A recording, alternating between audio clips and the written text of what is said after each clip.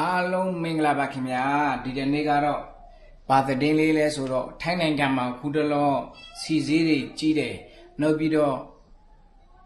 ခဲတွေပါတွေလည်းဈေးတက်နေတယ်အဲ့ဒါကြောင့်ခုခဲတွေရောင်းတဲ့ဆိုင်တွေကဘယ်လိုလုပ်လဲဆိုတော့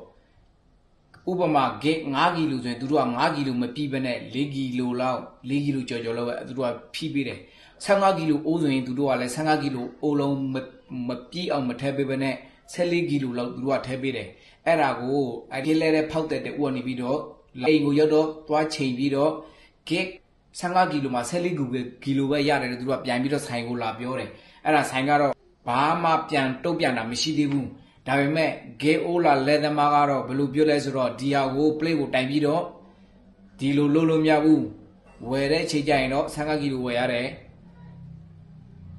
မင်းတို့ပြန်ပေးတဲ့ချိန်ကျရင်တော့14ကီလိုပဲထည့်ပေးတယ်အဲ့ဒါကြောင့်သူတို့က plate ရုပ်ကိုတိုင်ပြီးတော့ plate နဲ့သွားမယ်လို့သတင်းတွေထွက်ပေါ်နေပါတယ်ခင်ဗျโอเคတူတူလက်ကြည့်ကြအောင်ဘယ်လိုလဲဆိုတာเพราะว่าถ้าแก๊สถังเนี่ยขายไปกิโลถ้า10 ถัง10 โล100 ถัง100 โลน้องไม่ใช่รู้ว่าอัดแต่ว่าเจ้าของร้านต้องรับผิดชอบเนี่ยไม่เดี๋ยวผมขอดำเนินคดีดีกว่าเพราะได้เป็นตัวแทนในคนที่ผู้บริโภคด้วย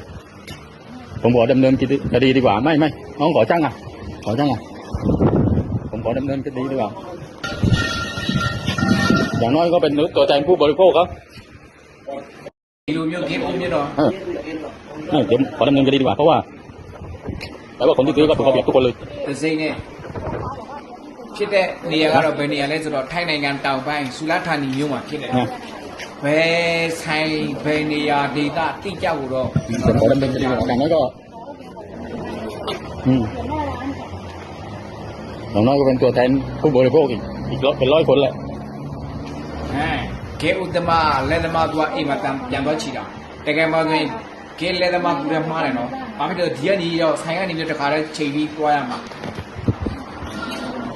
ကိုကအိမ်ရောက်ပြီးမှပြန်လာတယ်ဆိုတော့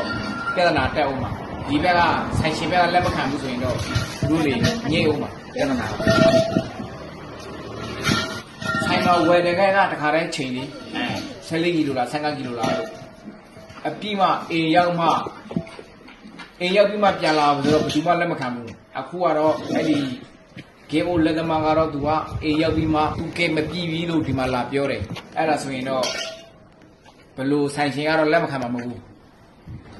โอเคဒါလေးကိုကျွန်တော်ရှင်းနေလို့ချင်းပြပါခင်ဗျထိုင်းနိုင်ငံမှာနေကြတဲ့ကျွန်တော်မြန်မာနိုင်ငံသားတွေအနေနဲ့ဂေးဘိုတွေပါလဲတဲ့ချိန်ကြရင်လဲဒီချာလေးကြည့်ပြီးမှကိုယုံကြည်ရတဲ့ဆိုင်တွေမှာလဲကြ